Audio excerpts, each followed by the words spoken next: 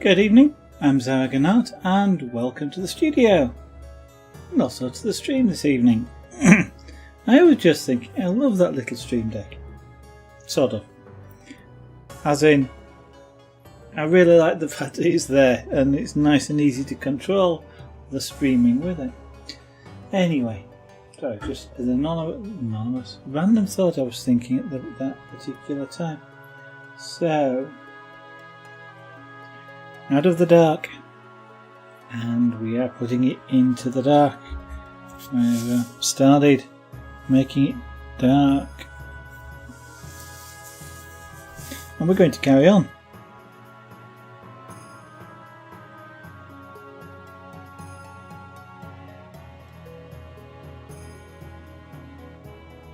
So this is tonight's objective, or one of tonight's objectives. Make this dark.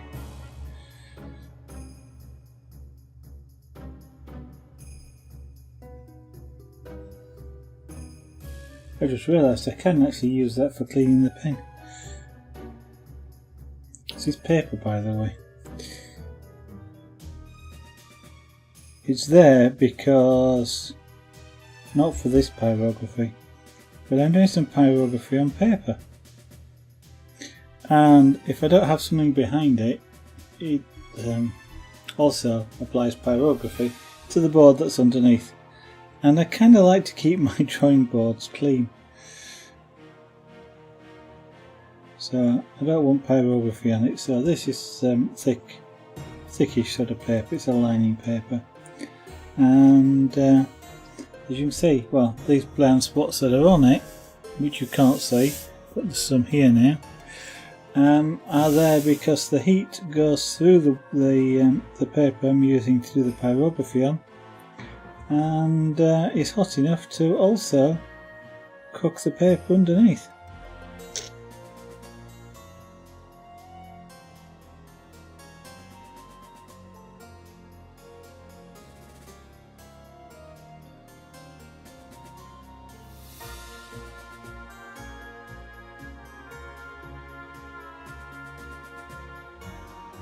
So I can work with that a bit hotter.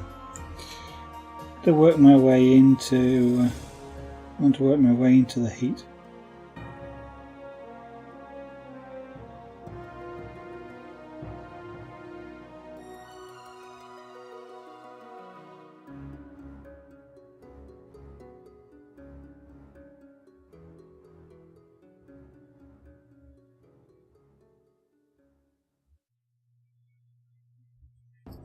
So if you'll excuse me this evening, I do have migraine headache.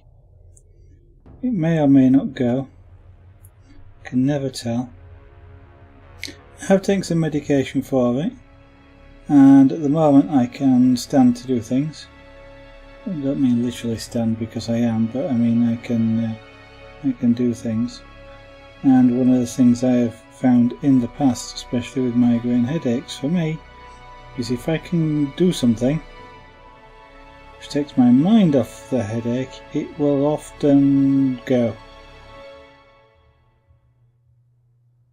It's one of these things that if you take no notice of it, it stops bothering you. A bit like trolls, really.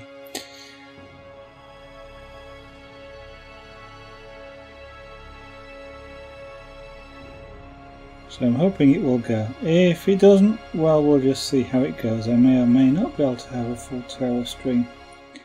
We shall see.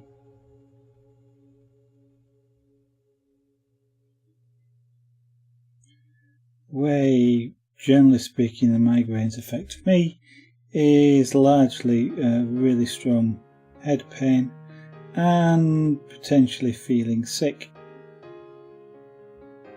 Of which, and it may well be the head pain that makes me feel sick, I'm not sure.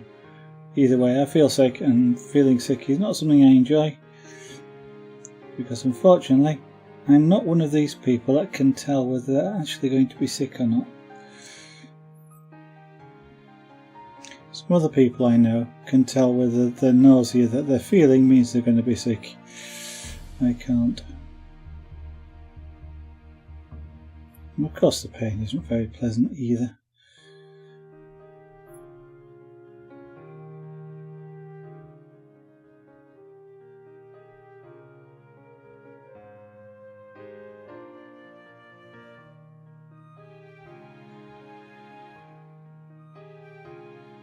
So, smooth darkening down of this leg, and then we'll do some more shaping on the leg, which basically involves doing some more darkening down, but in very specific places.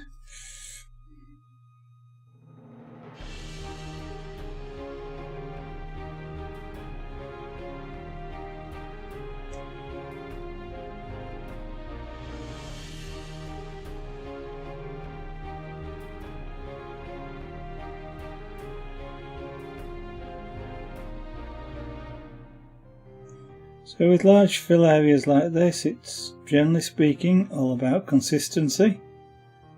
A consistent, smooth fill, which is something you you get from practice. I tend to practice by actually doing it for real. I'm kind of not a person that can just practice doing this sort of thing. Just pick up a piece of wood and practice. I actually have to draw an image or something, which is really silly because for airbrushing that's precisely what I did when I started airbrushing, was get a piece of paper, not this piece of paper, but the paper from this roll, and did lots of lines, dots, dagger strokes and fills and gradients, until I could accurately control the airbrush. Before I ever did my first airbrush painting.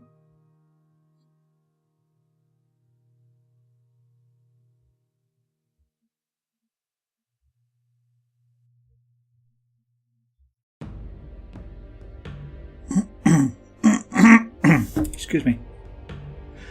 I've had Cajun chicken for my tea and it makes me want to cough, clear my throat.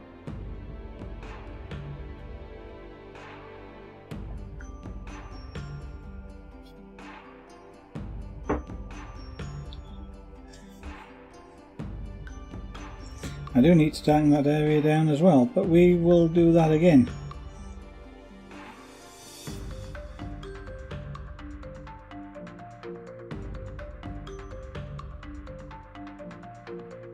Incidentally, should anybody be interested in the jewellery which is in the Etsy shop,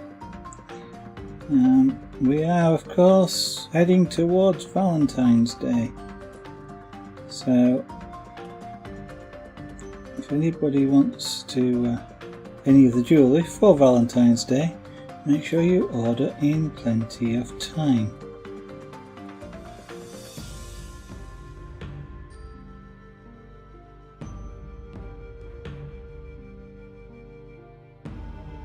The jewellery is all made to order, so it takes from 1 to a few hours depending on the piece, and I do them strictly in the order in which they are received, so if you don't want to be disappointed, make sure you order early.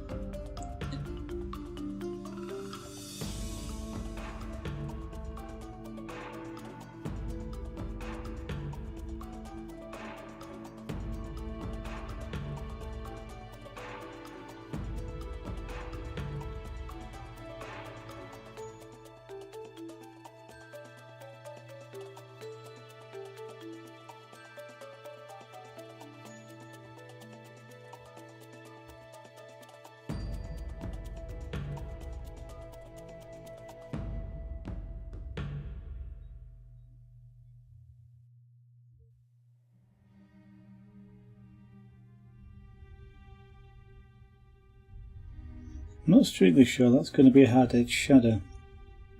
I may soften the edge off a little.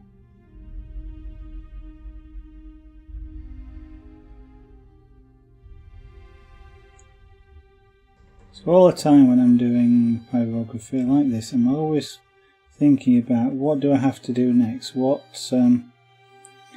bits don't look right, what bits need more work on.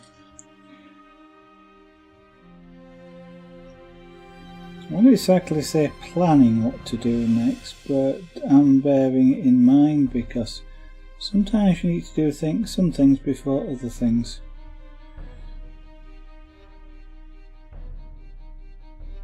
So knowing where you intend to go is useful.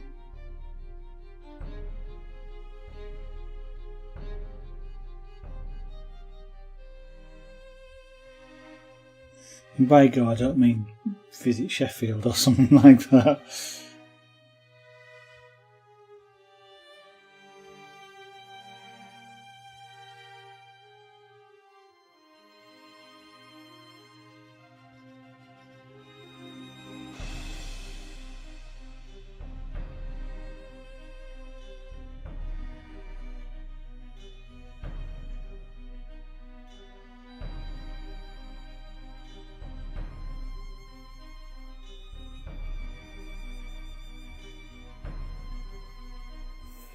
Bubbles the monkey.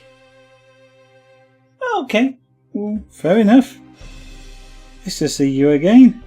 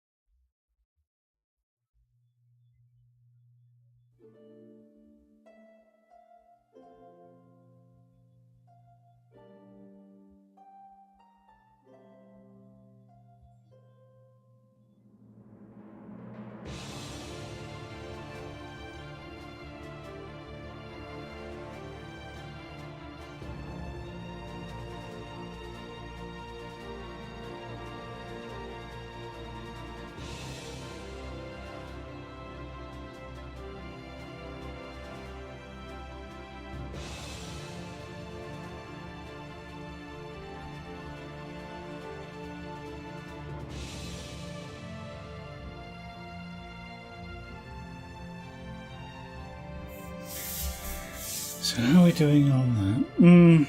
It's still light in that area.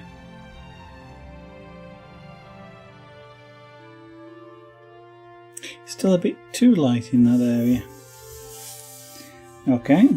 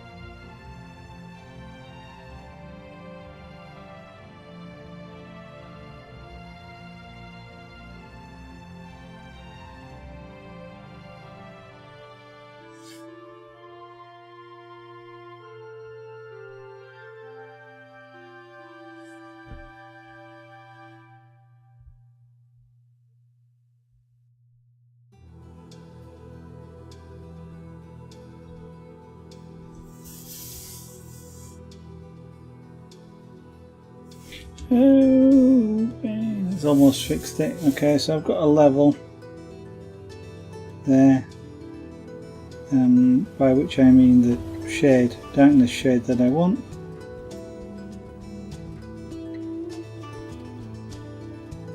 So now I can extend out away from there. Interestingly, on YouTube last night, I saw a short video from JD Hilbury, who is very well, I believe, he's a well-known pencil artist, does some absolutely amazing pencil drawings. And what he was doing was advertising a course that he's doing in Arizona, I think it was, shortly. And he was doing a quick, this is what you will learn type of thing. And as part of that, he was sort of showing,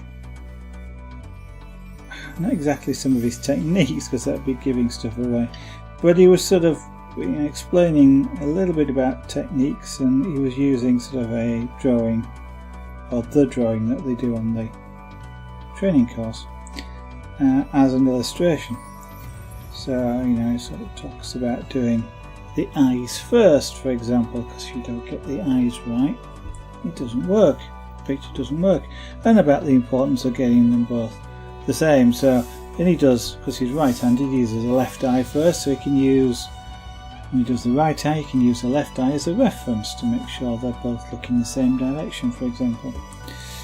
And the other thing he was talking about was the fact that when he does shaded areas,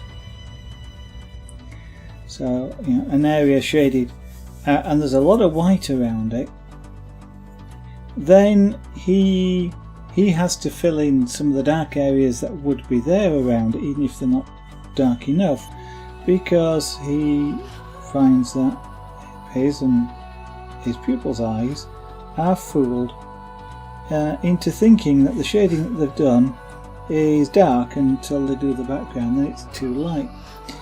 And principally the reason why I found that very interesting, in fact all those points very interesting, is because it's exactly what I find with pyrography.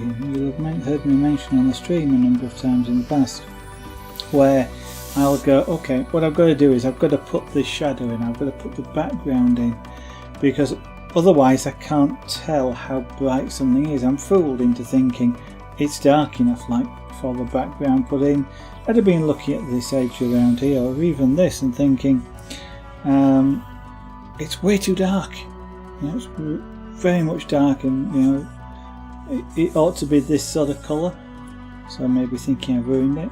As soon as you put the background in, colours like this look okay, they're mid-tone, they're not dark tone as you might have thought before, and these sorts of colours that looked really quite dark are now light tones. And I found it interesting how sort of I have the same view on things like that as as a well-known and a very talented, exceptional pencil artist, which was quite fun, because of course he's doing monochrome as I am here.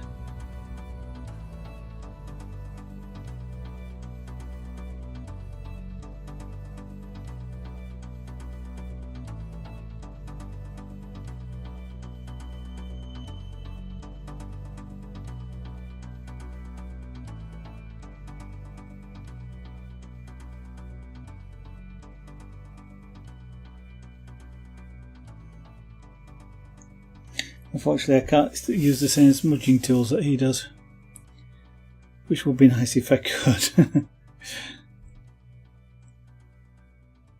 Right, now then, do I want a highlight up there? Because I've got a highlight there now. It's a really subtle one that I can hardly see, but it is there. Do I want that? No.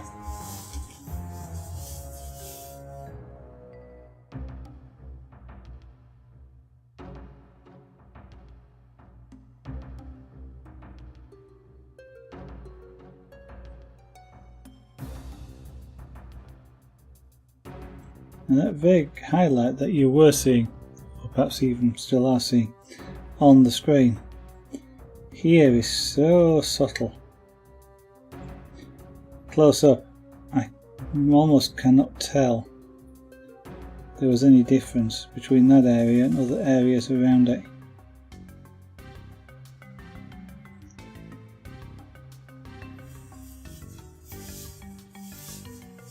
It's also interesting how it changes colour. Have you noticed? It's darker like that than when I turn it.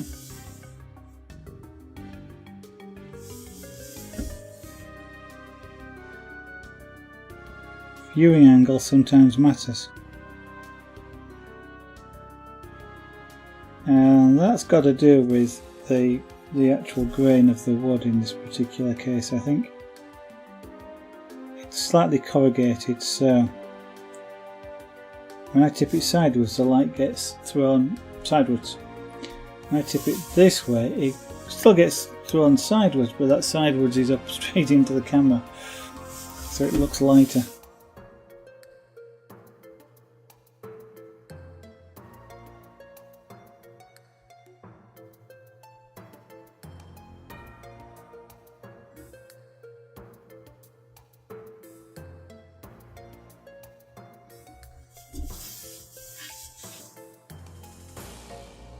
Okay, that's about the right colour. So now to darken off this edge, because it's curved. So this this side here would be way out of the light.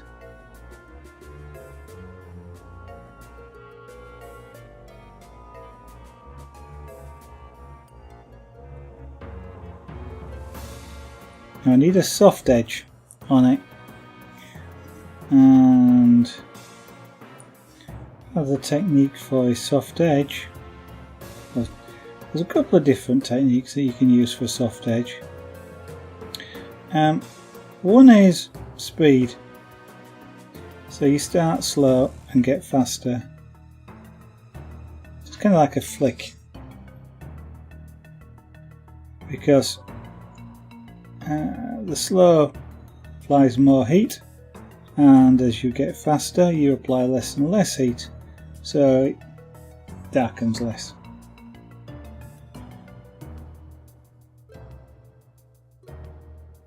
Which can be very effective if you can control it.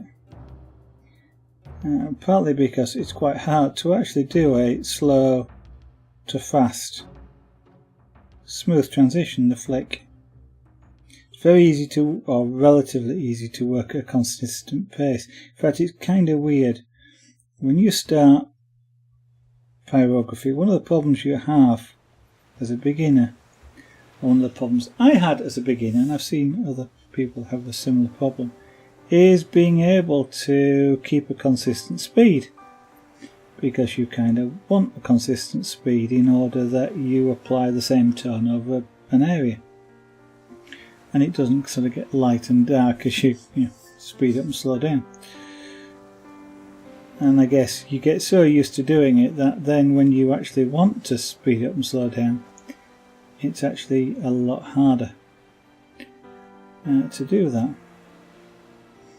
The other sort of technique which can help with a soft edge is to make sure you don't stop in the same, or even start I guess, but stop in the same place. So I might stop there and then next stroke out here, and then so it's a random edge. It makes it a soft edge. What it doesn't do though, which the flick does, is it doesn't fade it as well. You kind of got to go over and refade it sort of multiple times. But it's a viable technique, and it's probably an easier one for somebody who has just spent ages developing consistent speed to utilise that sort of rough edge.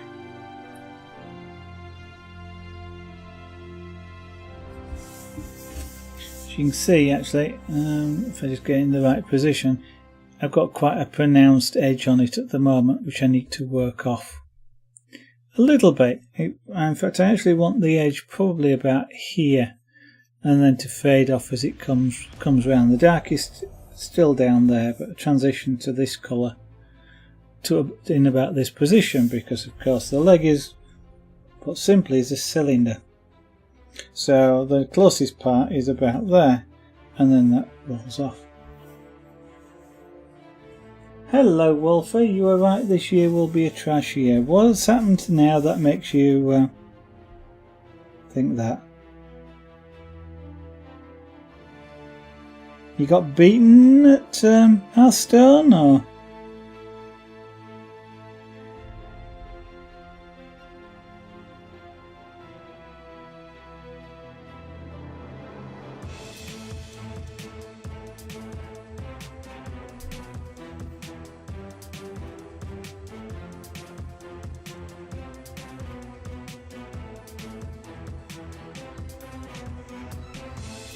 You know, one of the things I ought to do, which means I probably won't, is write a chat client for myself here that timestamps the entries, because sometimes I will be taking less notice than I should be. Having a migraine doesn't help, and I don't necessarily know how long a comment's been sat there before I saw it. Hello. My day has been going reasonably well until later on this afternoon and this evening I started to develop a migraine headache. And it kind of goes down from there. But at this moment in time, I've taken some medication and it's there. And I don't know if it's going to get any worse or not, but we're just going to carry on and see.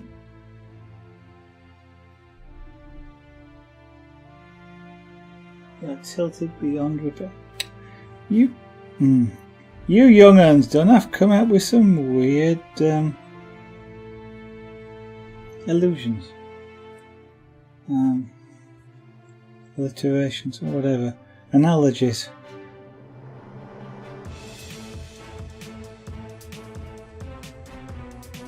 And with things like that, I'm kind of it's almost surprising, because that's an analogy that comes from pinball machines, which are, relatively speaking, an old thing that you don't see very many around these days. Yeah. Well, pinball machines, they used to have tilt detectors, because that would have been cheating. So, if you were, well, back then, if you were tilted, you were tilting the machine. You were probably frustrated because you weren't achieving what you were trying to achieve on the table, so you were physically picking it up and trying to cheat.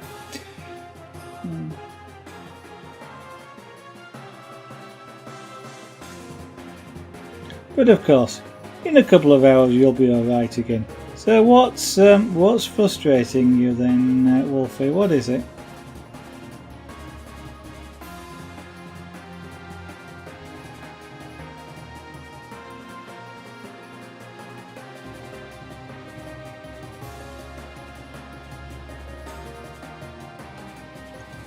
What you got to do is change your perspective on life, and then these things don't bother you quite so much. And life is so much easier when that happens.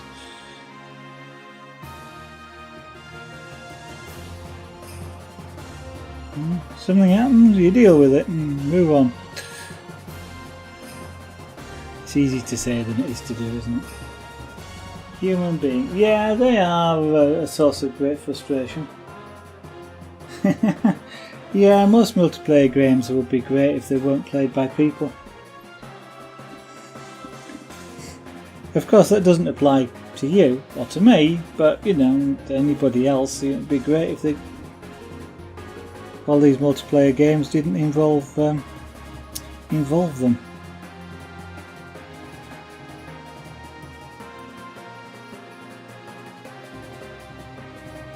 It's like car drivers. Roads would be so much safer if there were no cars.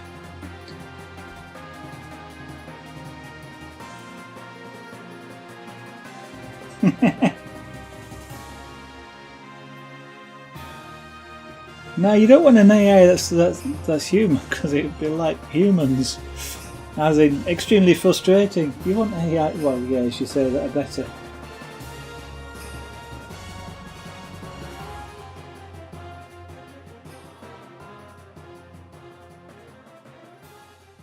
That's never a solution to anything.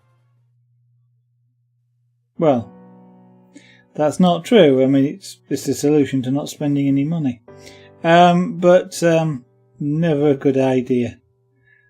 Yes, no. And I know you're probably talking about it in jest, but it's not a good thing.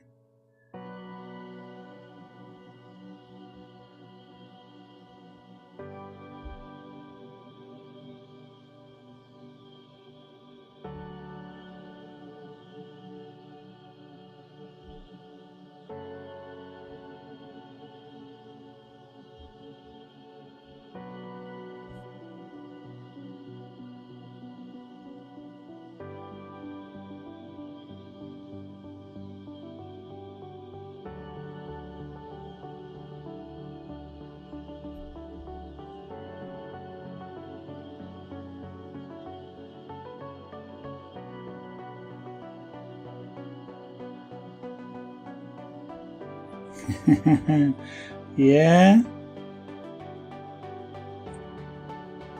that is true.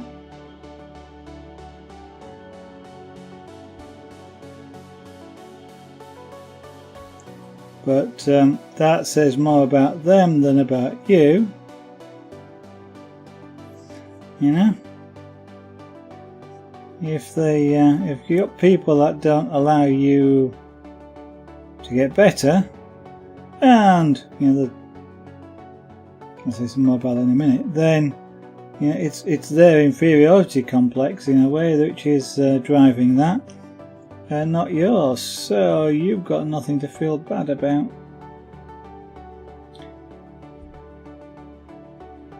But I mean, if you're talking about a competitive game, then you have to put up with people doing their best to win. That's what they're doing, just the same as you are. So, but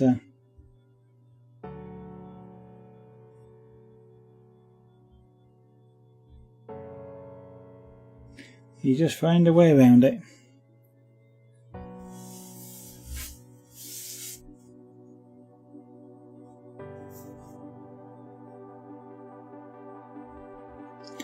Yeah, but people are not like that sometimes. You get people that even in friendly games, shall we put it,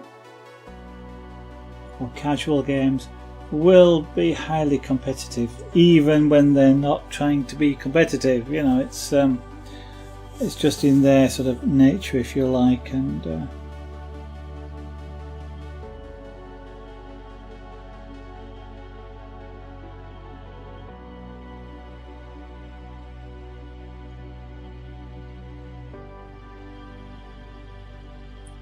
they almost can't help it.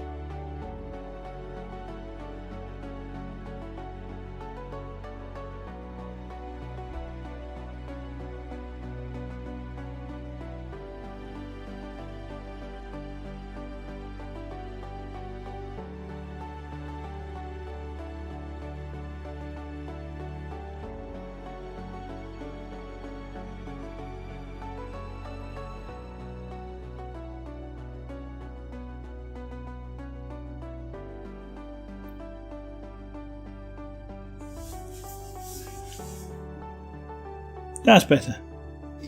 Start to work that in now. That's maybe even can stand to go a bit darker. And on screen I know that looks almost black. It isn't. It's about 7/10 of the way from the light to the dark there in practice, but it's probably not too bad. It's surprising how I get fooled by it, thinking it's way too dark, and it isn't. It's not dark enough really, because you've got what would be black night, pitch black, and at the very edge it's pitch black, and as you come forward around the leg, the light gradually appears, so just really close to the edge is almost pitch black, but not quite, and it's you have to kind of... Sorry, there's something going on the screen over there. It's just an advert or something on Twitter, and I keep seeing the movement and it catches my eye.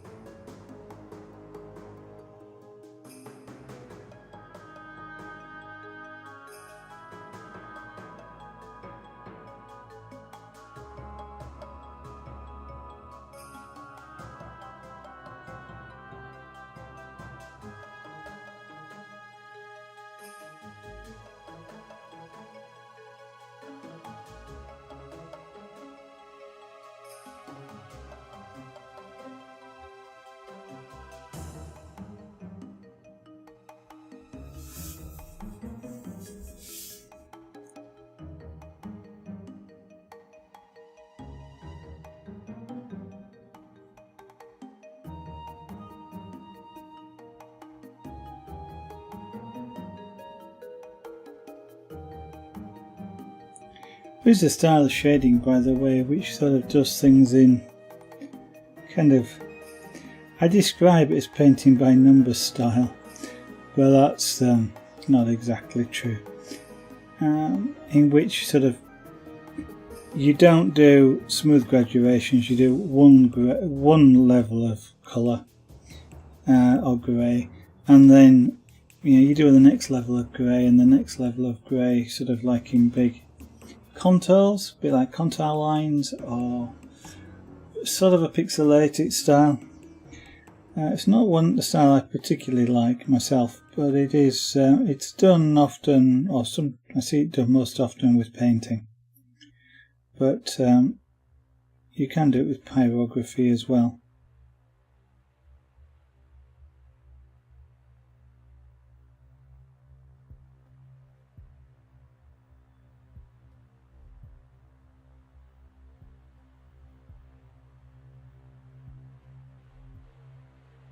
I mean, if you are familiar with other art forms like painting, you can apply a lot of the same things that you already know to pyrography. Same as with airbrushing or anything like that. There's a lot of similarities between them.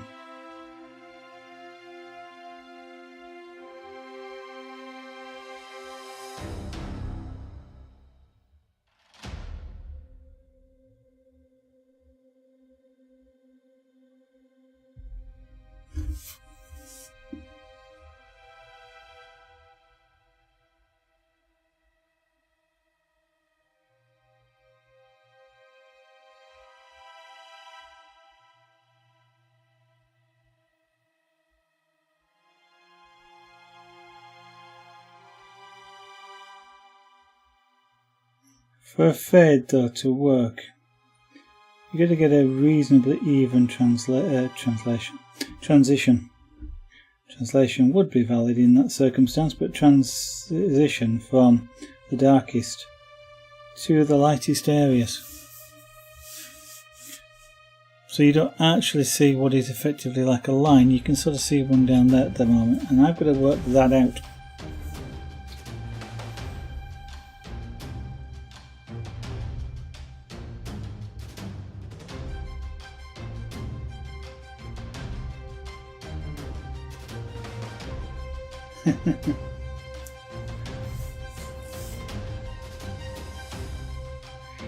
It's very easy, Wolfie, when you know something, to find it really difficult to understand how somebody possibly couldn't.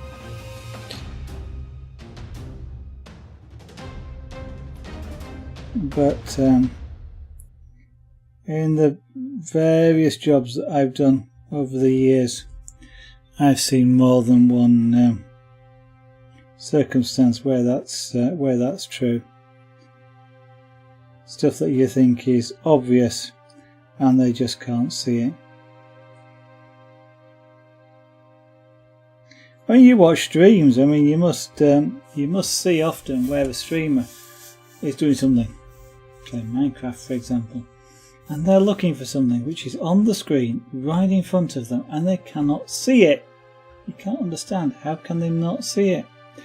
And yet they can't see it.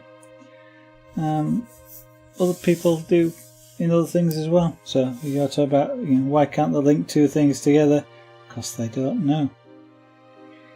And the hard bit is the fact that you can't follow how they can't know.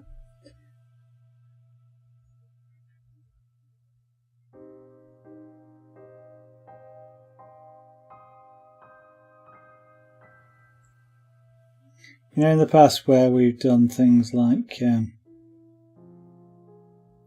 I've worked in computer support, and you've had people ring you up saying, "There's nothing on my screen." First thing that goes through your mind at that point is, have they turned it on?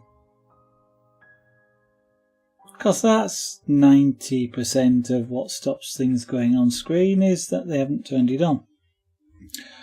And then you start to say things like, is there a green light on the front? A little tiny green light. Is it lit? No. Well, switch the monitor on then. Well, how do I do that? Now, to explain, in this particular example, right next to the little green light that they've just looked at is a switch which says off and on in black bold lettering, off, on. And it's kind of like, how can you not see that switch? It's right next to the little green light that you've just looked at. And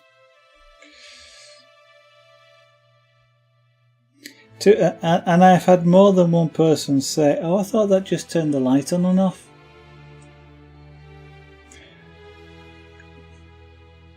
Well, yeah, it does that as well. There's nothing much funnier than people. If you ever do talk to computer support people, sort of outside of their job, they can tell you some really funny stories about people. Really, really funny stories.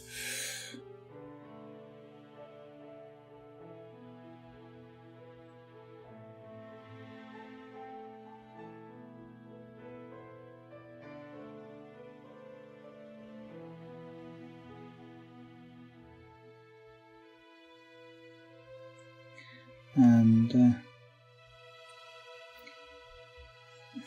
I can remember one.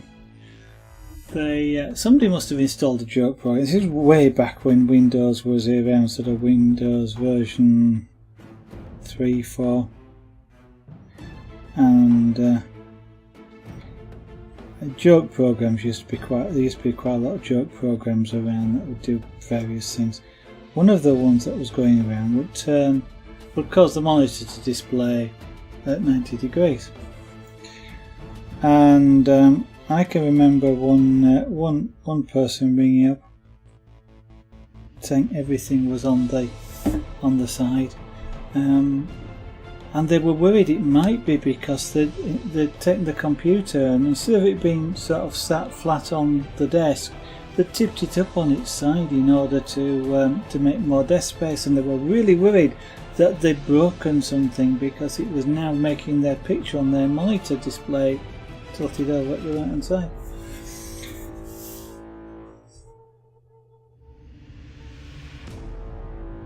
And you think, how, I mean, I know back then computers were a lot more newer and people were a lot less familiar with them, but you still sort of wonder how can. I mean, I can imagine that happening even today.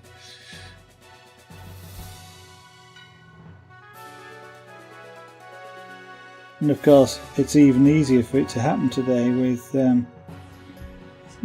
most graphics drivers have a mode where you can just apply a hotkey stroke, or it's available from one of the taskbar menu items to just rotate the screen 90 degrees.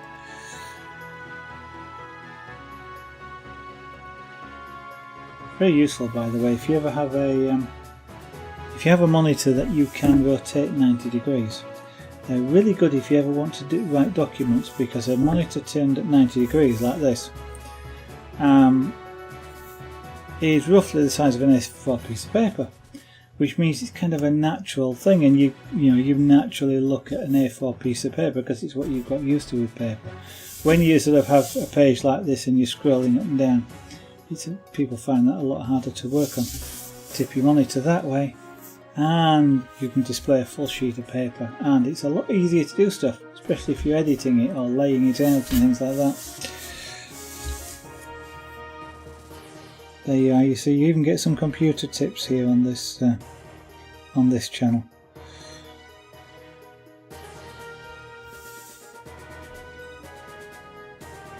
Now that I need to fade that a little bit more, but that's now starting to add that dimensionality to that leg.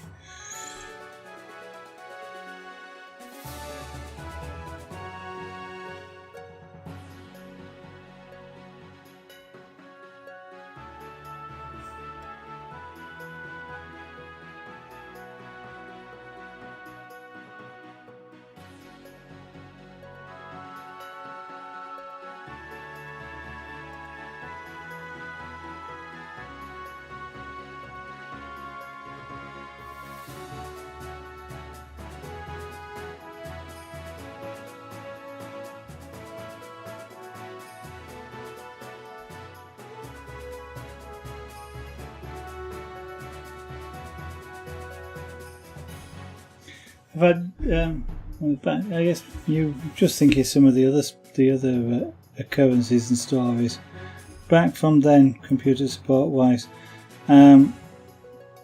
Back then, when sort of a 1200 baud modem was fast, extremely fast, and you had lots of the internet was there, but was extremely rudimentary and not generally accessed by anything outside of sort of very specialist organisations. But I can remember a user being very worried about the data that they were getting, because it was coming from the States through a transatlantic cable, and they were very worried about their data getting wet, because it was travelling so far under the sea. They wanted to know how to dry data in case it arrived wet. That's what they'd run up about.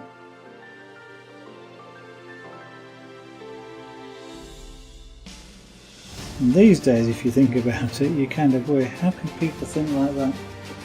But it happens.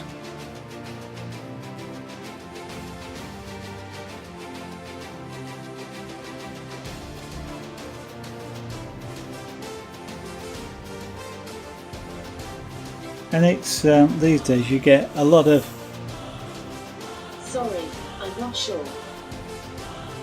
Okay, never mind. What did I say? Yeah, these days, what with there's lots of rules and regulations. One of the things you get often is different ways of politely saying it wasn't the fault, it was misoperation, and that's where because then you get phrases like pepcac. Problem exists between keyboard and chair. Nothing exists between keyboard and chair. It sounds technical, but what you're saying is the user did it wrong. But when you write that on a report, if a user gets to see or hear that, they won't necessarily think it's that bad, because they don't usually, I mean, it's a fairly common one these days. Lots of people do know, but there's probably a lot more in use these days than I know now that are sort of similar sorts of things.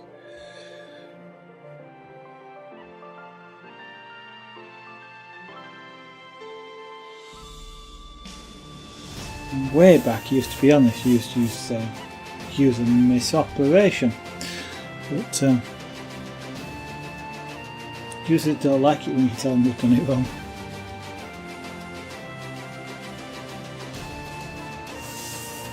So you get things like the application wasn't designed to operate in the rather funny way that you do things. Only you wouldn't say rather funny way, you say in the highly unusual manner in which you operate the system, and things like that.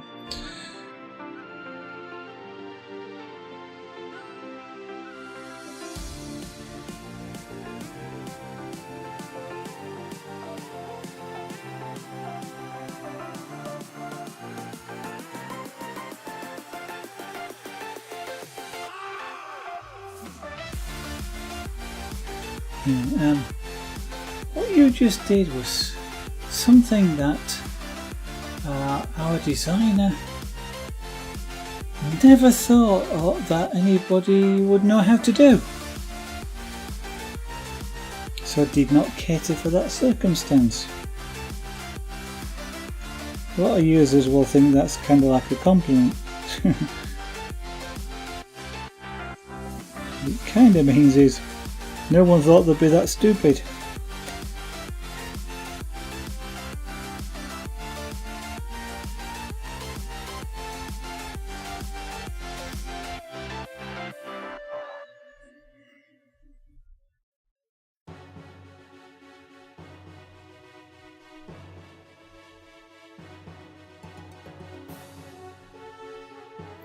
Well, some of these stories are back from when an Ethernet cable was 3/4 of an inch thick and was bright orange or bright yellow. And to connect to it, you needed a bee sting.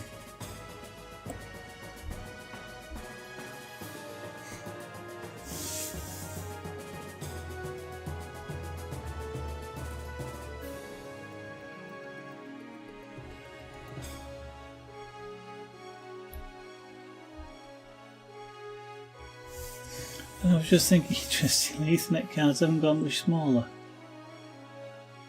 but they don't need the big connector anymore.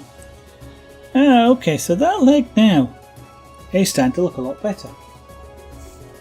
Hopefully you agree. I've got to do some work on that shadow, but hopefully you agree that that now is starting to look a lot better. I do need to sort of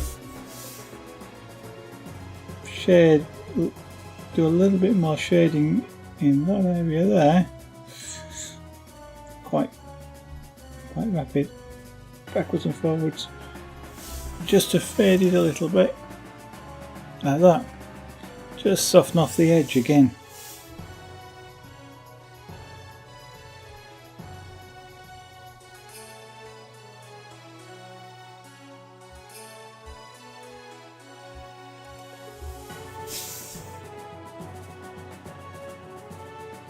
That's a lot better. A lot better. That's a No, I'm not going to try and even attempt to do a Cilla Black impersonation. You like it? Thank you, Wolfie. So do I. And it's all because of that evening, a couple of nights or so ago, when I, for some reason, reached up like this and did that, and I thought, that's exactly, it's too dark now, but that's exactly the effect I was after if I do it on that side. So it's not as good on that side, but it just came out with just the right shade, which is what this is about now. And I thought, that's what I'm missing. That's the thing. So now what I'm going to do is bring this down here and carry that on all the way down the leg. Which I have to do with a really darkish sort of edge there.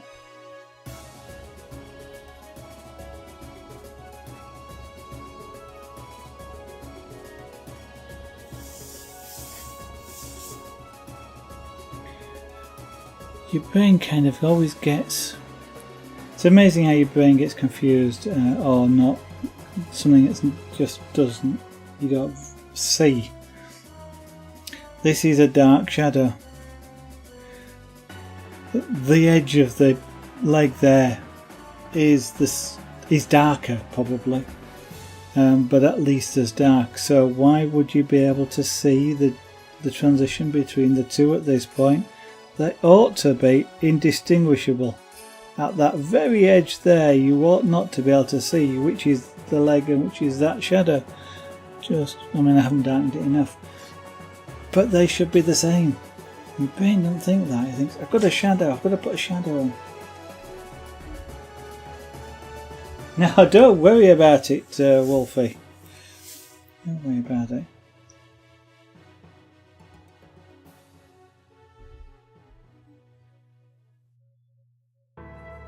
For the past few streams, there's apparently been about eight or nine people in chat. Let them. If there's 8 or 9 people in chat, not watching the video, but in chat. Well, I do know how that happens, but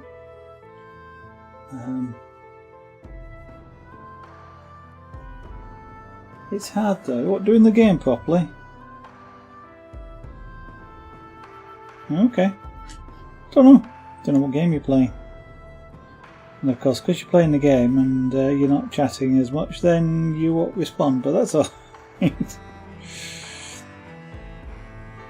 Can I think of any more silly user stories? Not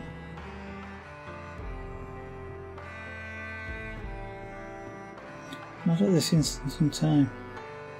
They're the sort of things that you can remember at other times, but when you actually really want to bring one to memory, like now, I can't think of a single one.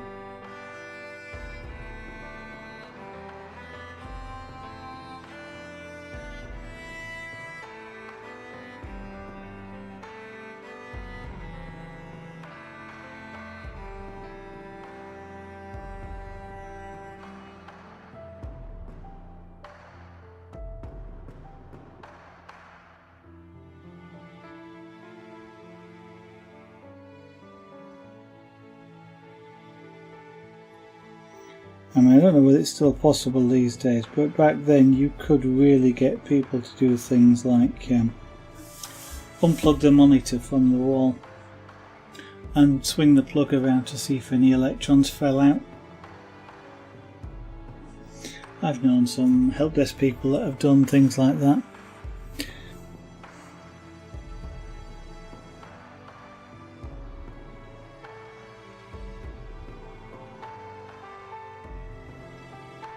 And they have done things like, when you plug the monitor from the base unit, make sure you hold the cable upright so that the electrons don't fall out. That was another one.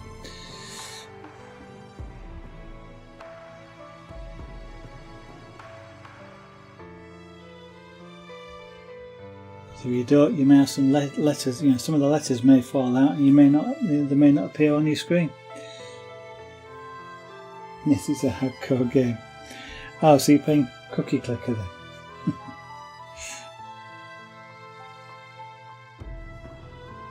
Talking of which, I I haven't looked. How you doing with the game that you wanted me to put on the channel page?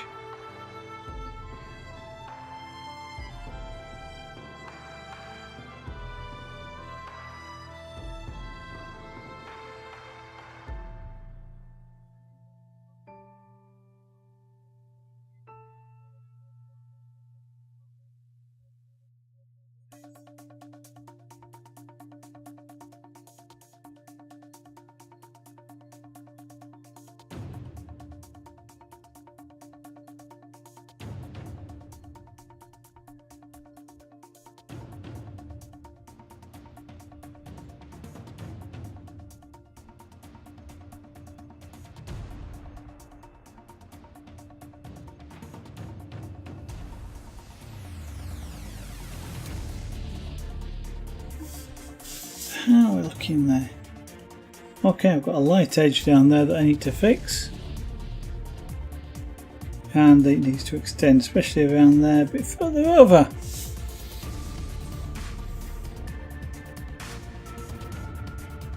Okay. I'm laughing. You got bored of it already.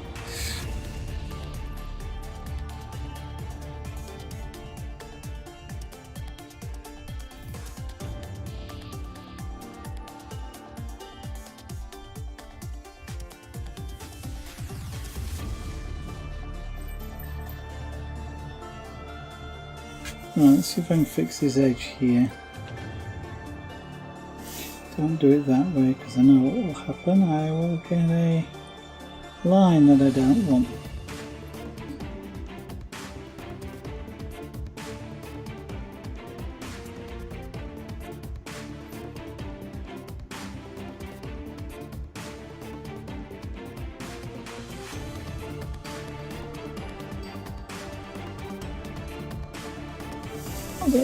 Have I got rid of that?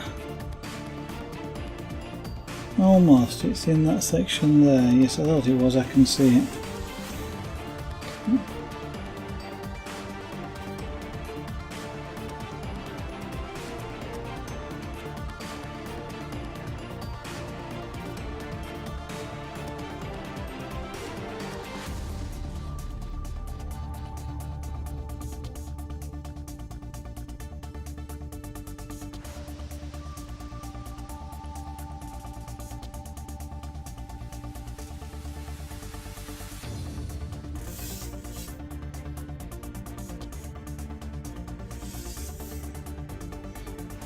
Now this particular is a knot in the wood there, in its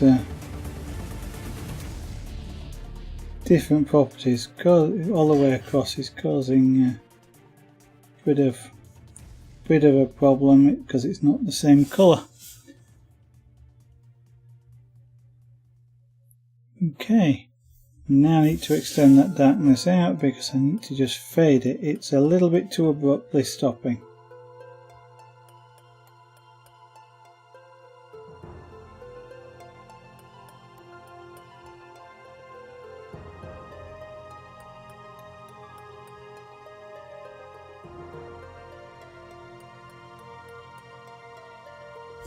In theory I should be able to just sort of scrub it like this, and that will sort of smooth it out a little bit. Doesn't always work.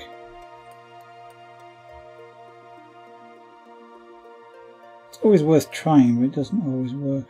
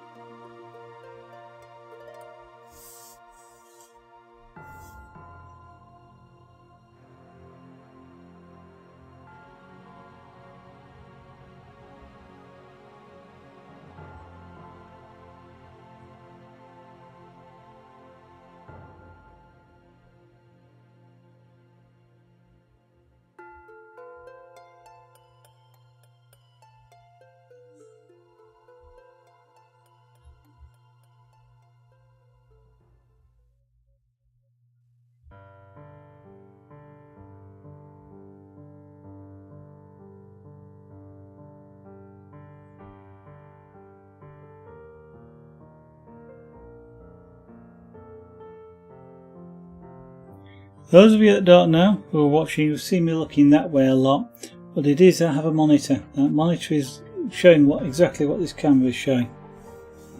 And it's showing me some of the details that I don't see very easily from being this close. With a picture like this, often you need to stand away from it, and you then get a different perspective. I need to be about 6 feet away. For some reason this camera gives that same sort of view as though I was stood 6 feet away, which makes it a little bit easier to do, because I can stand here, look at the monitor as though I'm stood 6 feet away, but I don't have to reach 6 feet to just come in and sort of touch up different areas. So the fact that you see me looking over there is essentially I'm looking at what you're looking at just about 15 seconds earlier. Because being a streamer on Twitch, I'm a time traveller.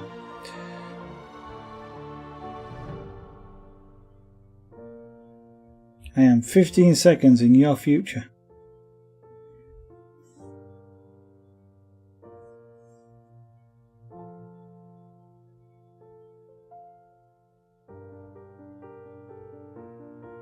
And I don't need a TARDIS to do it.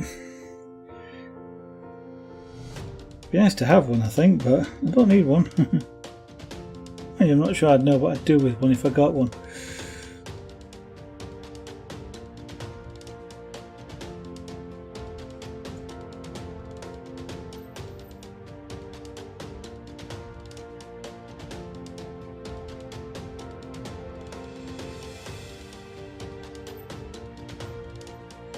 Where would I want to go in time and history? Or the future for that matter, but it's easier to say in history because you kind of know what's happened. If I could go anywhere in time, it's an interesting question. I think I'd quite like to see if the Tunguska event really was a meteor. That might be interesting. And of course there's the usual, who really did shoot President Kennedy and that sort of thing.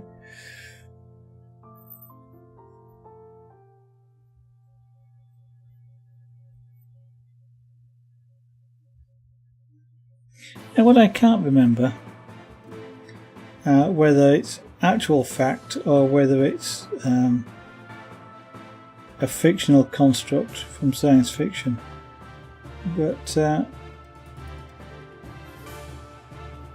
some of the highly complex things like faster than light, or light calculations, these sorts of things, some of the formulas do allow for time travel, which is an intriguing thing, if that's true, and it's not just a construct out of books, because I read a lot of fiction, so sometimes it's really hard to remember what's fiction and what isn't. I mean, fairly obviously the ones that travel the universe in 10 seconds flat, they're fiction, but sometimes you get some near fact fiction, which then is really interesting, because it's sort of stuff that you could believe actually is just just around the corner. And I come down here in this leg. This one's smoothing and darkening a bit.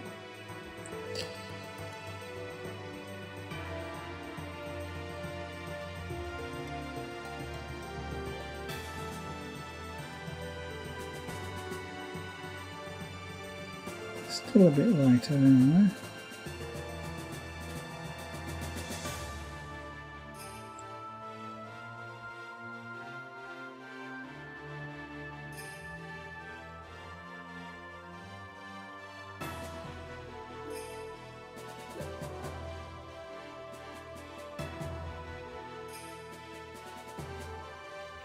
There. I think we'll call that leg done. Now let's take a look at this shadow.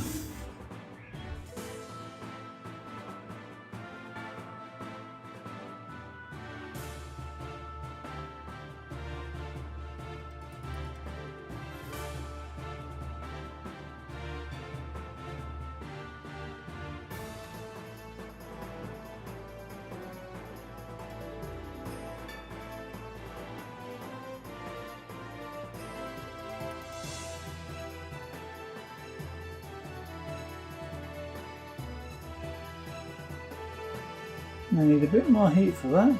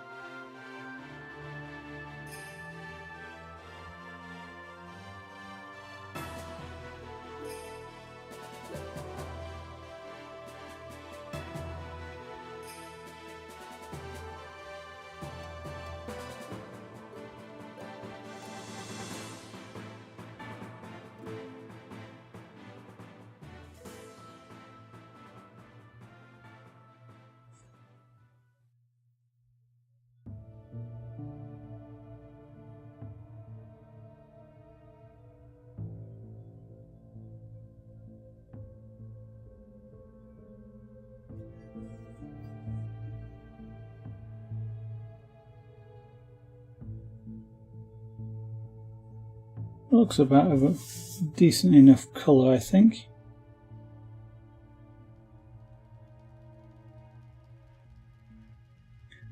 I'll do a bit more of it and we'll see.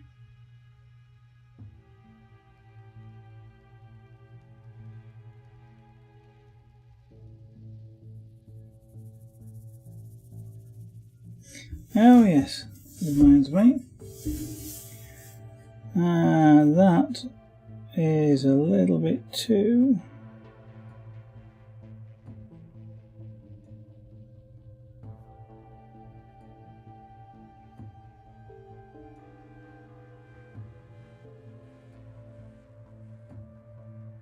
The neck just looks too fat. Looks sort of like a real roller skin on the side. So I need to just slim that down a little.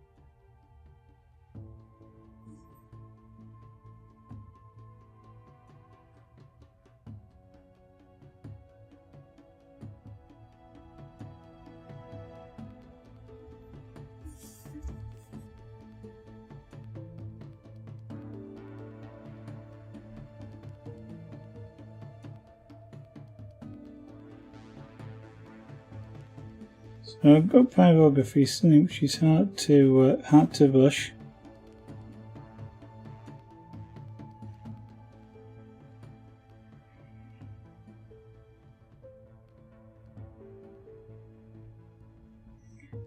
So I do take my time in doing this. When you're almost finished, the last thing you want to do is mess it up, of course, but I would take just as much care and take as much time as when we started this as I am doing now over some of these things. If you want a good result, you've got to be prepared to do the work necessary for it.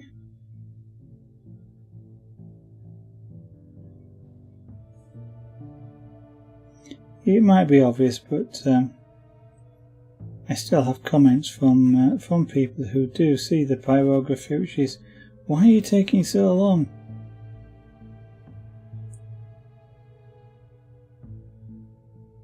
If anybody says that to me in real life, when I'm there, like if they come here into the studio and say that, usually what I do is I hand them the pen and say, "You have a go. Show me how it's done." And at which point they find out it's not as easy as they thought. Those that have some idea what a pyrography machine is usually start by turning it up and then promptly find that they can't control it. Those that don't know, just try doing something really fast and don't get any markings at all. It's quite amusing.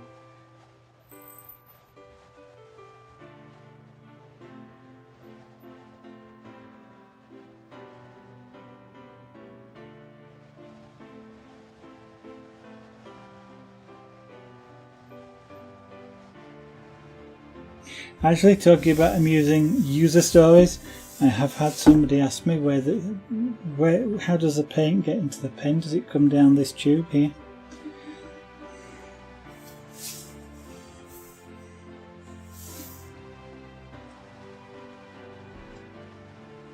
That looks a bit better. It doesn't look quite as fat in the neck now. I do need a lot of shading around there though. That's way too light. It's too sudden a transition.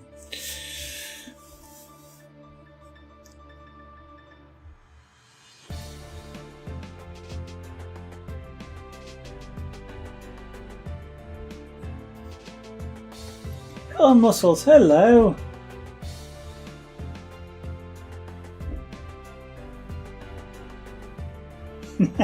Thank you. Well, hopefully you're learning something. Anything I say is not, don't take it as an indication that's the way it has to be done. There are lots of different ways of doing things.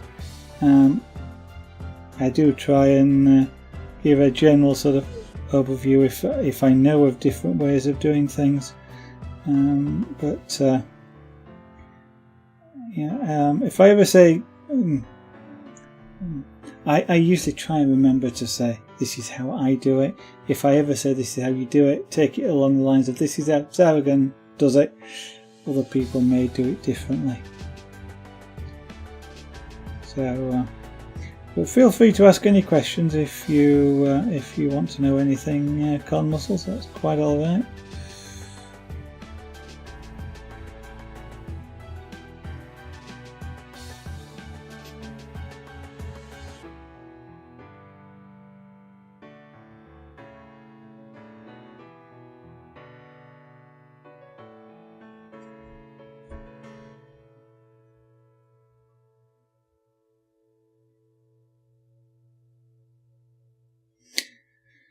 And I don't mind you lurking. I do that a lot in streams, especially whilst I'm working. Because whilst I'm at work, I usually have a stream of some kind on or a YouTube video. And if I can, I watch the streamers where I'm interested in things like the glasswork and stuff like that, or the pyrography if there's one on.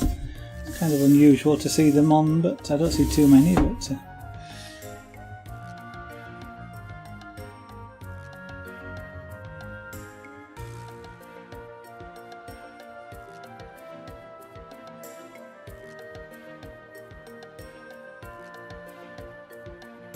I'm going to come back afterwards and soften this shadow edge off, but for the minute I'll work with it as it is there. So I don't think it would be that sharp.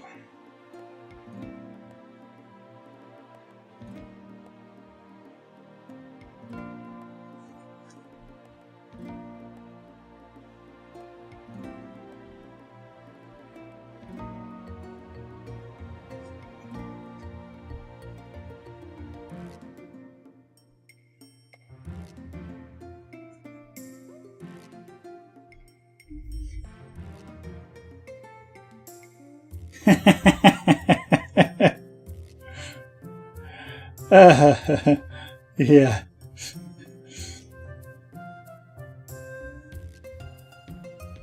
Well, not all of mine work either. I've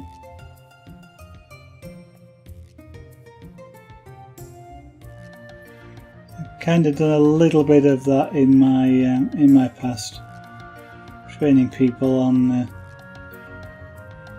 some computer support type roles and things on mainframe computers, and yeah.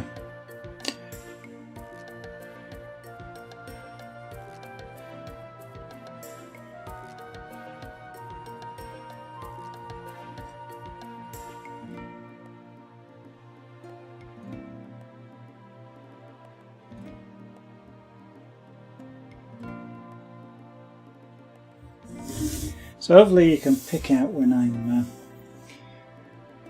doing things right and doing things not so right.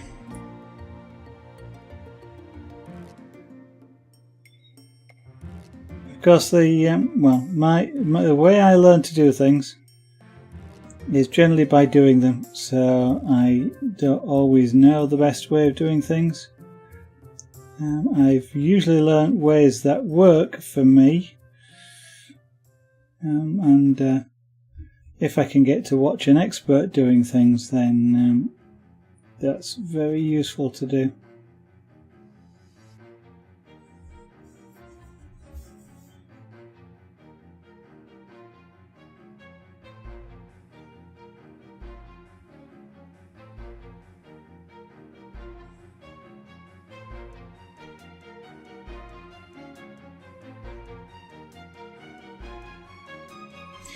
Yeah, hopefully one of the things that you'll always find me, or I will try and always do, is when I say to do something in a particular way, when I say I do things in a particular way, or to do things in a particular way, what I will also say is why. Because that's one of the things that I found really frustrating. For example, when I started to learn pyrography, or any of the other crafts which I do, a lot of people were saying you do it this way, and it may well be the right or a right way of doing it, but they don't tell you why. And so it's I used to find those really frustrating, because it's kind of hard to generalize if you don't know why, then you're just copying by rote. So it's kind of like you use a flat shader when doing the shadow under the neck. Oh, okay, well, if I don't want to do the shadow under the eyes, do I use a flat shader? I don't know, because you don't know the why as to why you're using a flat shader as opposed to a drawing pen or something like that. And so hopefully throughout any time when I'm explaining things, what I'm also doing is saying why. If I'm not saying why, feel free to remind me, because that's part of the stream philosophy, is not just to sort of explain what, it's to explain the why as well, if I know it, that is. I will admit that sometimes the why is because I found that's the way it works for me.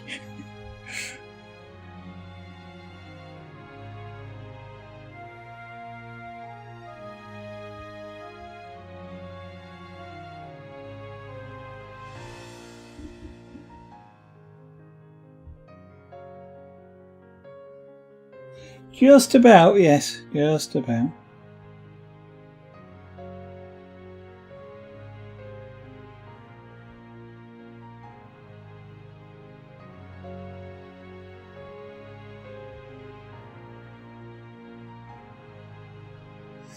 I mean, I can think of the odd one where if I use a great big blowtorch to blacken this, that gets the results I want, but it also burns down the rest of the studio, which isn't necessarily the right thing. Sorry, I'm being silly. But yes, you're right. You are generally speaking right. I think there are ways which are easier, and that's perhaps the difference in the way in which you, as you say, all ways are right. Some are just easier than others.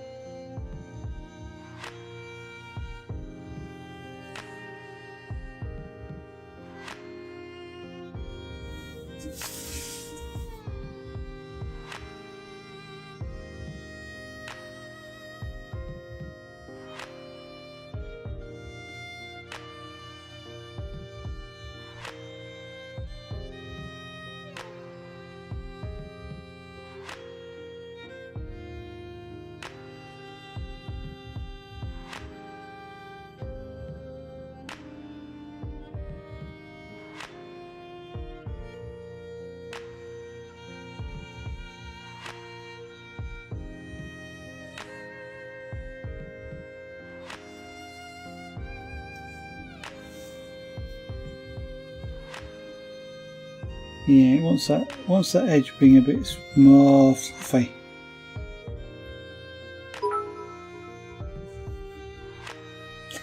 Corn mussels, thank you very much. That's very kind of you. Thank you. That's absolutely fantastic. Thank you.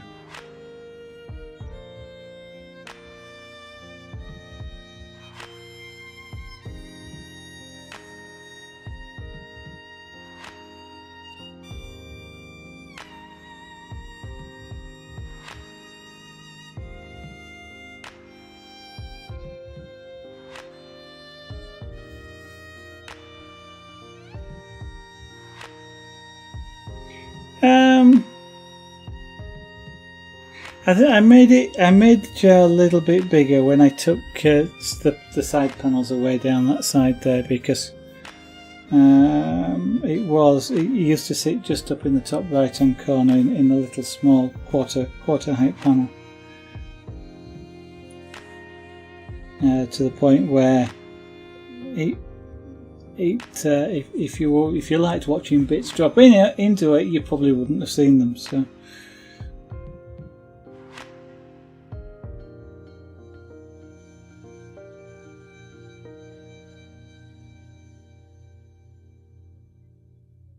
I took the panels away because I ended up half the time working like I'm doing now. I don't, for some reason, well, it's the camera that's in, I keep catching my head on it, but I tend to work for some reason to the right hand side of the board, and I kept covering myself up with the panels down the right hand side, so I took them away.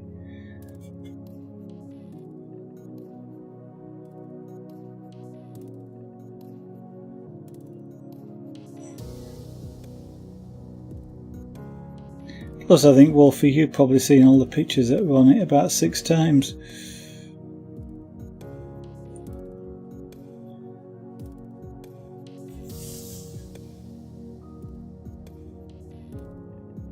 Right. I just want a bit more darkening across there. I'm going to try and just fluff this out a bit.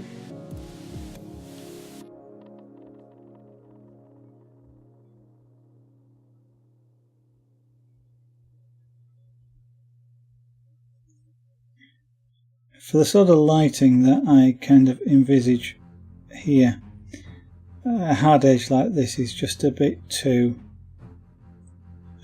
strong.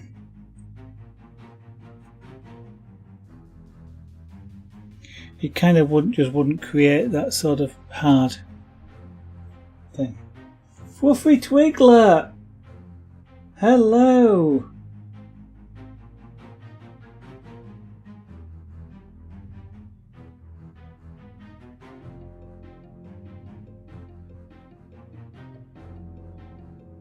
That's nice to see you again. How are you doing?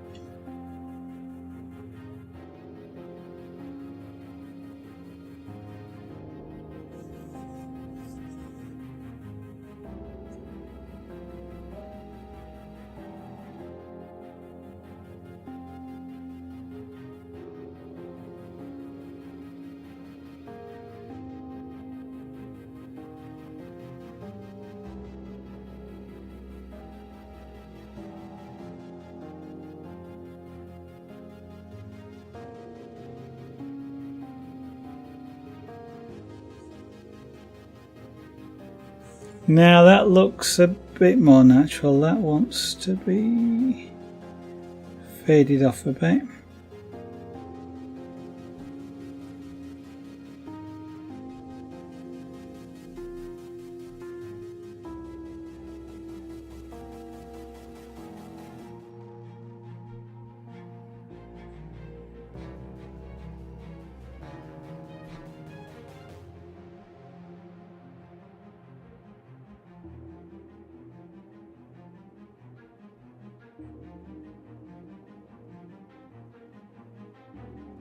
Yeah, that looks a lot more natural. You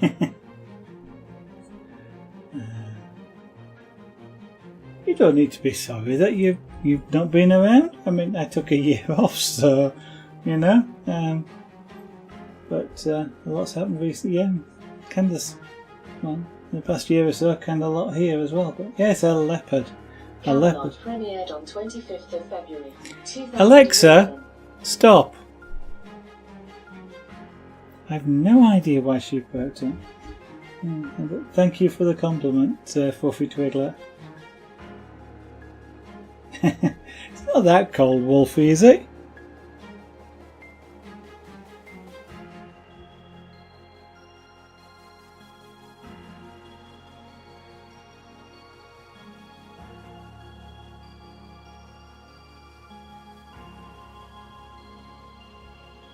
So what has happened, Fluffy Twiggler? Do you feel like saying, or? I am back streaming reasonably, I won't say full time, but just about every evening again at the moment. Earlier though, I now start at about 7 PM UK rather than 8 PM UK, but still for about a couple of hours.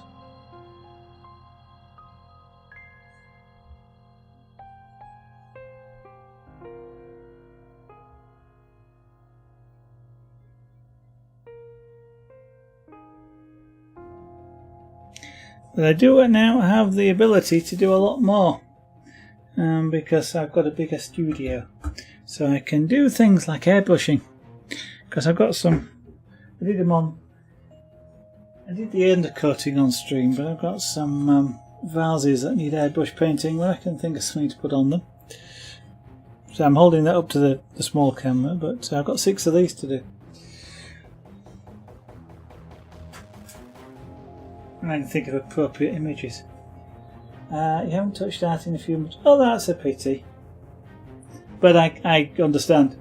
That's kind of why I stopped a while ago.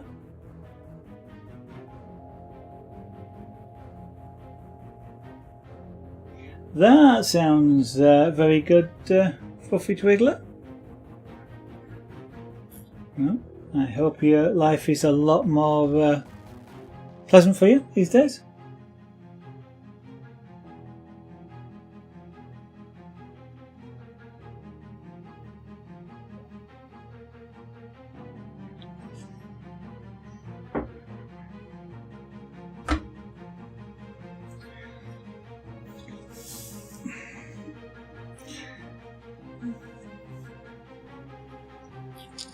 Yeah, I need to fade that a bit more.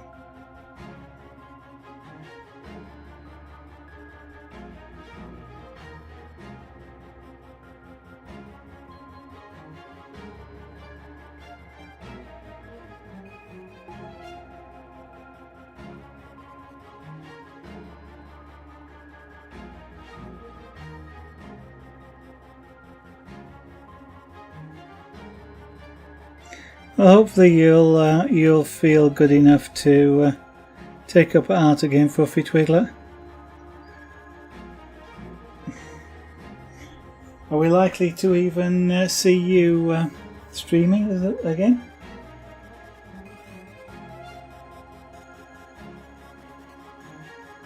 To which you'd already answered the question before I asked it.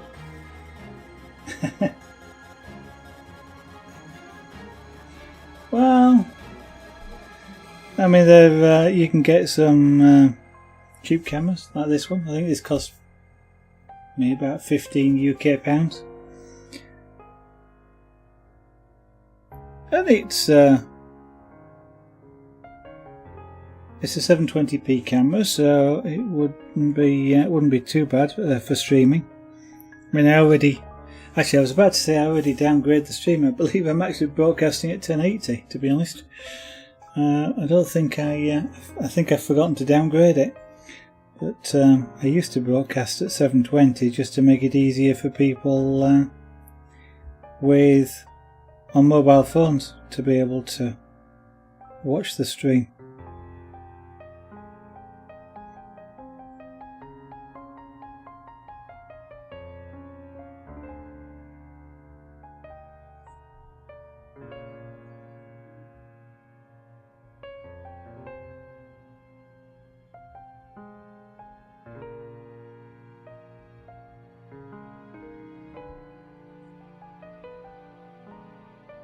Yeah, that looks better fluffed out.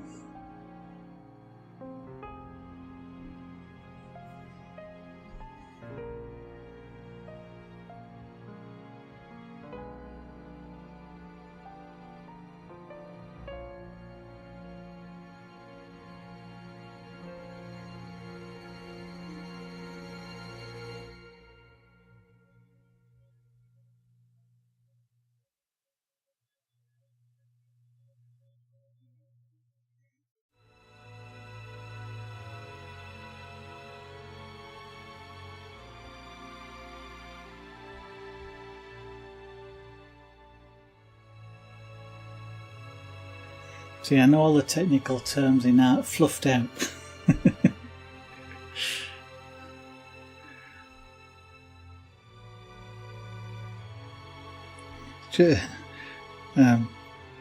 Technical terms is it's a fade, but in my own mind I'm fluffing it out. So say what I think rather than get sort of all correct on it.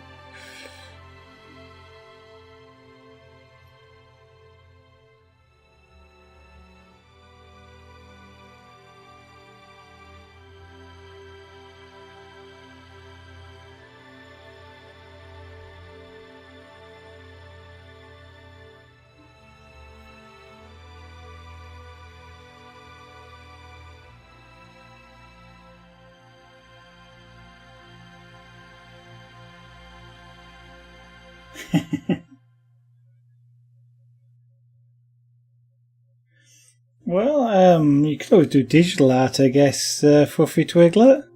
Don't need a camera for that.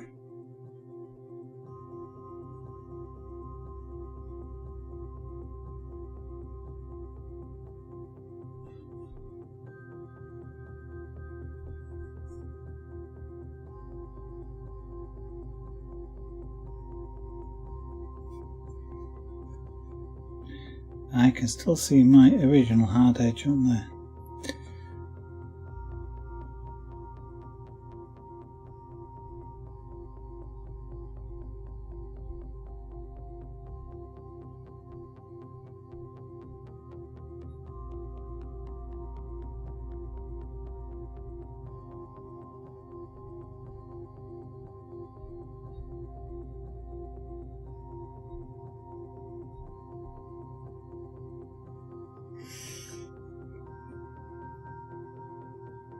Yeah.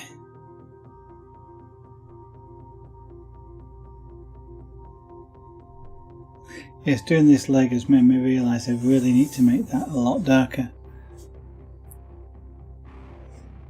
It's kind of striking, but it's being that bright. But I think it really needs to be a lot darker, perhaps. It's got she, I don't know whether it's a male or a female leopard. In the reference pictures, just around the eyes is white, and I kind of think it would be nice to darken the whole face. Not necessarily the muzzle, but or at least leave the muzzle a bit lighter so that it projects forward. But perhaps to leave that area just around the eyes there white, so that it really draws your focus straight onto those eyes. I think it might be fantastic.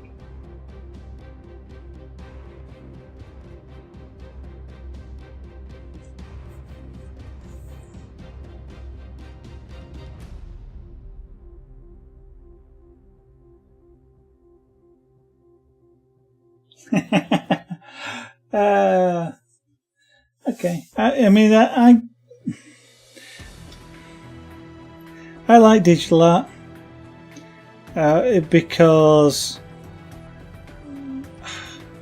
it's less messy, and you know, if I can do things like play about with pastels, which of course is, you know, a relatively messy thing, and I can do oil painting and I don't have to clean the brushes. The frustrating kind of thing is I can't do things like airbrushing with electronically. I've not found a program that really feels like a real airbrush. Even using the tablets airbrush type pens, they just don't work like airbrushes. And even when I try and make them, they're just not really designed for that. So, and of course, there's no pyrography. It's a bit kind of in a way. Yeah, that might be possible. I was just thinking then. I wonder if I could develop Painter, which I use. And for the life of me, I can't remember the manufacturer. But you can design your own pens. You know, with the parameters, you can play about a lot with them. And a pyrography pen is in some ways a little bit like a spray can or an airbrush, in that the more you hold it in a particular place, the more colour you get, more saturated the colour becomes.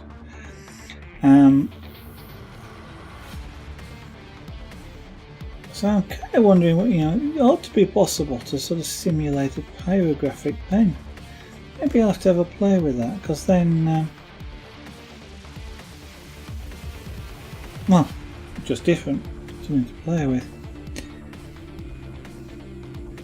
But yeah, most of the art forms that I kind of like doing art, I can't do on electronically, which is a pity. But you tried to sketch already. But you tried. That's the key. Is you tried. And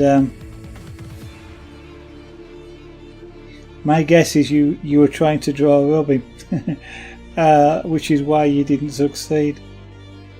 I know when I took a year off, shall we say, for personal reasons, when I came back to it, I sort of tried drawing things, and until I remembered what I used to do, which is to stop trying to draw something, but to just put down what I see.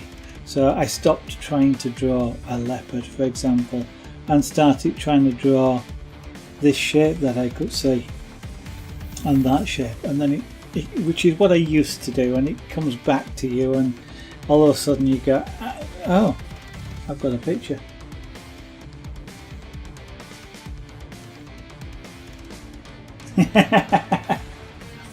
You know, corn mussels, that kind of like reminds me of the phrase, if a tree falls in the middle of a forest and nobody hears it, does it make a sound?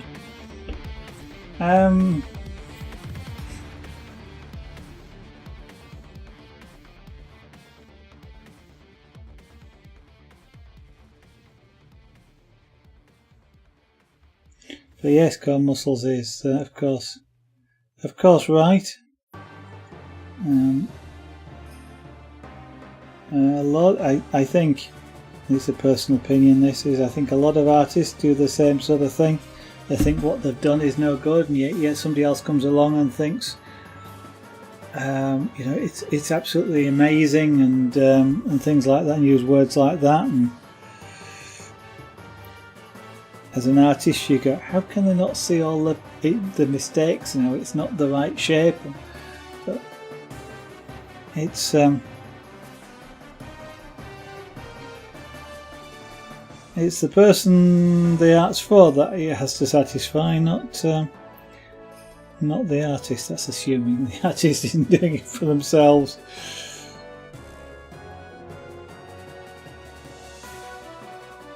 You know, actually, if I do a piece for myself, I tend to be more sort of laissez-faire about it. You know, kind of, oh, that'll do.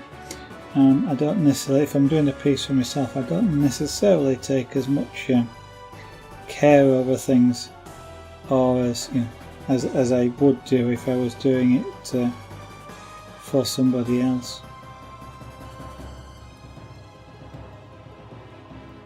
Which is kind of weird. You'd expect. It kind of feels like I should expect doing a piece for myself to be super critical about it, but I'm not.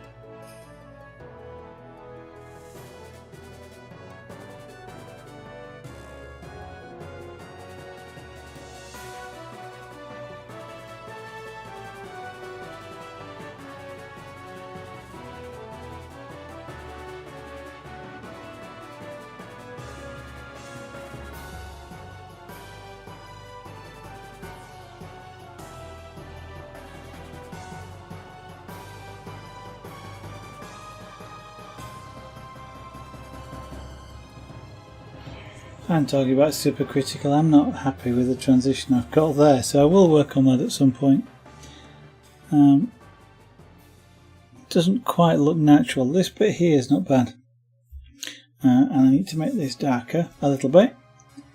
Not as much as I did before though. Now that I've darkened the leg down, this doesn't actually look too far out of place.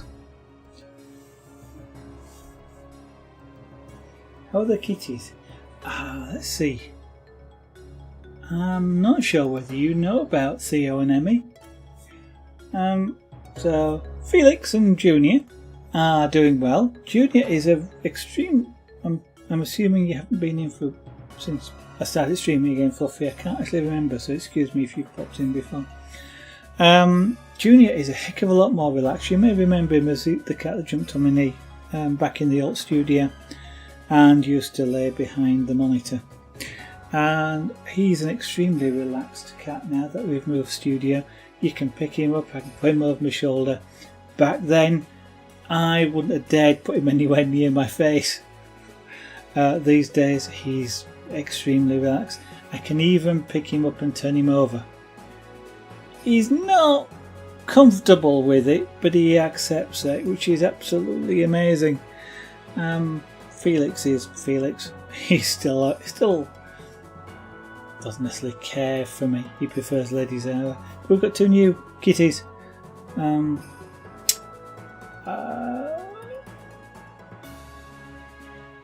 got Emmy B, who's a female tortoiseshell, and we've got Theo, who is a ginger tortoiseshell. And in fact, I've put it away. I've got a portrait of Theo. Oh, hello, Junior.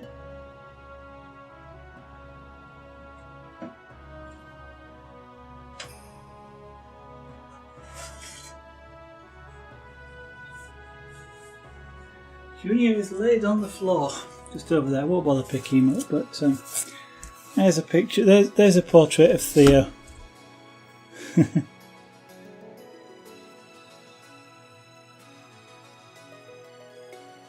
So a ginger kitten. He's now about 14 months old, 15 months old, I think. Ladies Hour. Yes, Felix prefers Ladies Hour. I'm not Was it? Who was it? Might even have been you that coined that, wasn't it? I can't actually remember back then, and of course it's just stuck. He is. He's because he's been handled. You can pick him up and turn him upside down, carry him around like a baby. In fact, every morning, as I'm getting a wash and getting dressed in the morning in the bathroom, he'll come and sit on the toilet seat, and as soon as I've finished and I'm about to leave the bathroom, he wants to be picked up, and he actually sort of puts both paws round my neck here and lays right down my front, and I have to hold him and carry him downstairs like that. So he's and very occasionally, I think from time to time, he must decide I didn't actually get a good enough wash, because he starts, now cats nibble at the fur, he starts doing that on me, and it's a really odd, weird feeling. I'm not actually sure whether I like it or not, but it's an odd feeling. I'm about to stop, but I tell you what, let's pick up Junior. Let's disturb him. You're going to come and say hello to all these people? Hey.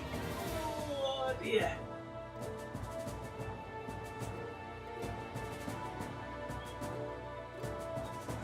This is something I would not have dared do before this studio. Is this? I would not dare have put him anywhere near my face. I would not have been able to trust him. But now he's... You're a lot more placid, aren't you? Eh?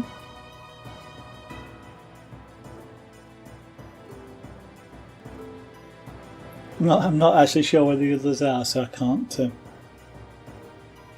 bring him in, I don't think. No. They sometimes lay in the room next door, but hello, eh? He sometimes comes on stream, don't you? Eh? There we go. Anyway, it's after 9 o'clock. The other thing about Junior is he molts.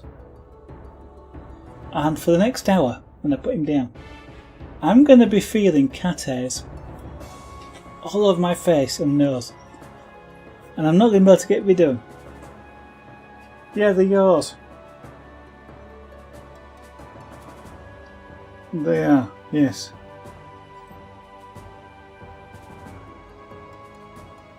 It's alright. You can let go. Alright, yes. He's got really sharp claws, and unfortunately he's not always able to let go. There we go, unhook you. He's a relaxed pussycat. Right. I'm going to say thank you everybody that's watching. It is time for me to go for this evening. I intend to be back on tomorrow night, where we will carry on with the leopard, possibly move over into this lake and do a similar thing, though this one will be a little bit brighter because it's in front, before we move on back up onto the head and do some of the shading more of the shading on the head, and actually fill in the ears at some point. So I'm going to have to get the bush out as well, because it's now covered in junior cat hairs, and pyrography don't mix. Well, they do mix and produce some really bad smells. So I'm going to have to clean that off. So yes, we shall carry on tomorrow evening. I tend to start around about 7 PM UK time, that's GMT at the moment. And if you either follow me on here on Twitch, or if you want to follow me on Twitter at Zaraganart, then I do tweet when I go live, and of course Twitch will notify you if you're following. And with that, okay, thank you for watching. Hope to see you on the next stream. Bye for now.